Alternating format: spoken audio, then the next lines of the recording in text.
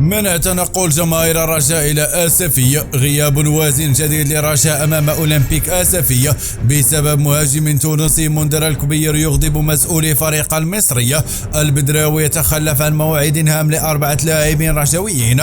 الجامعة تحكم لصالح الناهر ضد الوداد. الرجاء يقدم وثيقتين للفيفا لرفع عقوبة المنع. تحركات سريعة من الرجاء لحسم صفقة مهاجم أجنبي. فيفا يتغنى بجمهور الرجاء العالمي. سؤال النشرة: ما هو رأيك في منع جماهير الرجاء للتنقل لمدينة آسفية وحرمانها من مساندة فريقها الرجاء العالمي؟ شاركنا برأيك في خانة التعليقات أسفل هذا الفيديو.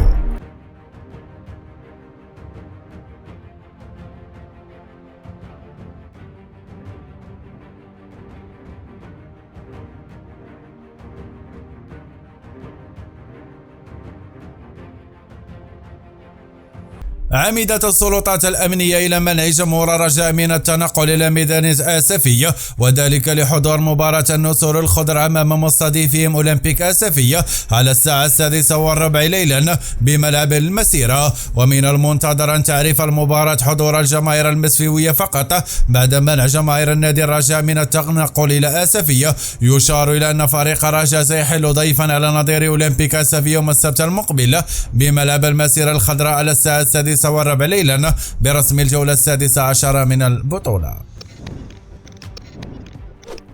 يواجه فريق الرجاء السبت المقبل مضيفه نادي أولمبيك آسفية، ويتعلق الأمر بعبد الصمد البدوي المصاب والذي بصم على مستويات جيدة في مباريات التي شارك فيها مع النسور الخضراء، ويأتي ذلك بسبب الإصابة التي تعرض لها بداية الأسبوع الجاري على مستوى الركبة اليمنى، حيث من المقرر أن يعود إلى الأجواء التدريب الجماعية في مساء الأسبوع المقبل. تجدر الإشارة إلى أن المباراة بين الفريقين ستجرى يوم السبت.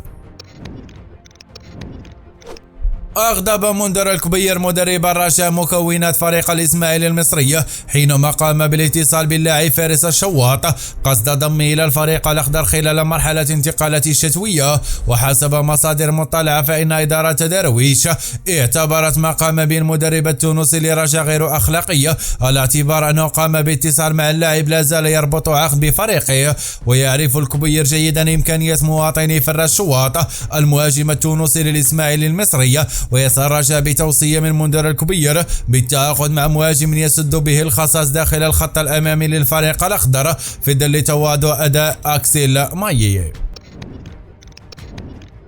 كشف مصدر مطلع أن عزيز البدراوي رئيس النادي تخلف عن موعد هام يوم الاثنين الماضي مع محامي 4 لاعبين سابقين للنادي الأخضر. وأوضح المصدر نفسه أن البدراوي تخلف عن موعد ملاقاة محامي الرباعي الرجوي السابق أنس جبرون فابريس نقوم عادل الكروشي محمد الطاوس.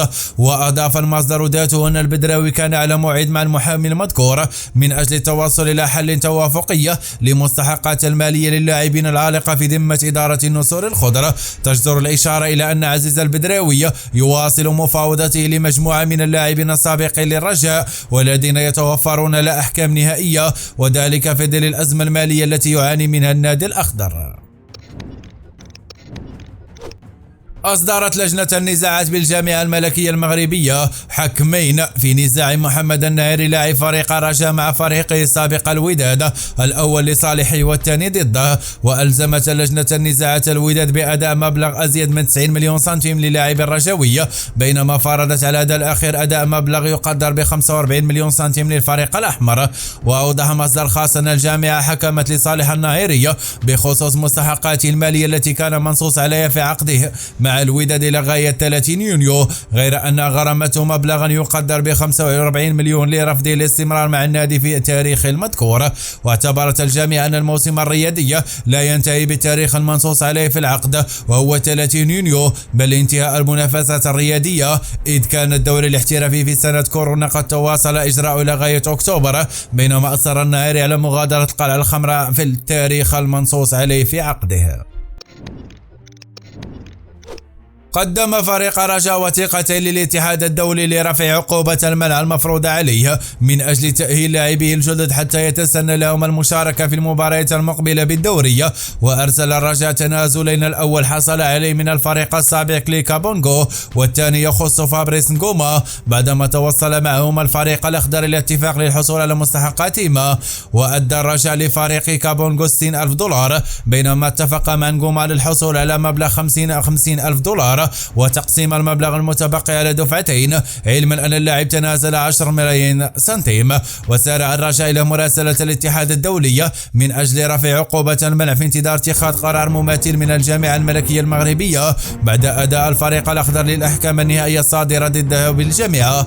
ويسابق الرجاء الزمن لإيجاد حلول مع اللاعبين الذين يتوفرون لأحكام نهائية من أجل رفع عقوبة المنع بالجامعة لتأهيل كل من زكريا الوردي ونوفل الزرعوني.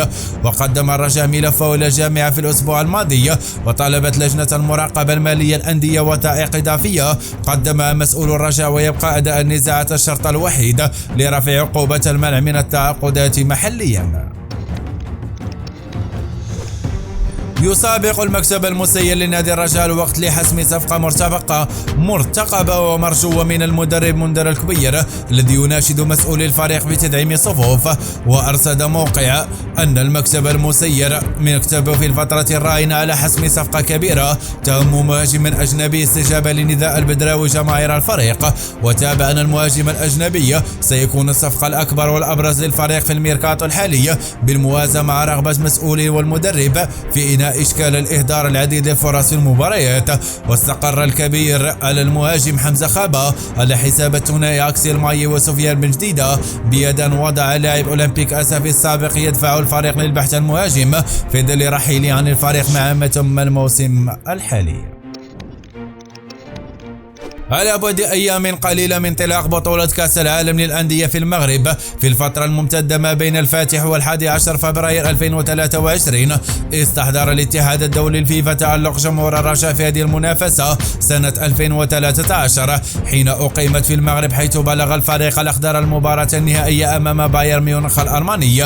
تغنى الاتحاد الدولي الفيفا بجمهور الرجاء واعتبره يدفع فريقه نحو تخطي كل الصعوبات مهما كبرت. وقال الاتحاد الدولي الفيفا في حساباته على مواقع التواصل الاجتماعي: الملاعب المغربية شاهدة على ملاحم جمهور الرجاء الرياضية في كأس العالم للأندية فيفا 2013، جمهور يدفع فريقه نحو تخطي كل الصعاب مهما كبرت. ونشر الاتحاد الدولي شريط فيديو لبعض إبداعات جمهور الرجاء خلال مساندته للفريق في المونديال للأندية أمام أوكلاند سيتي نيوزيلندية ومونتيري المكسيكي في ملعب أكادير، وأتلتيكو مينيرو البرازيلي وبايرن ميونخ الألمانية في ملعب مراكش الكبير.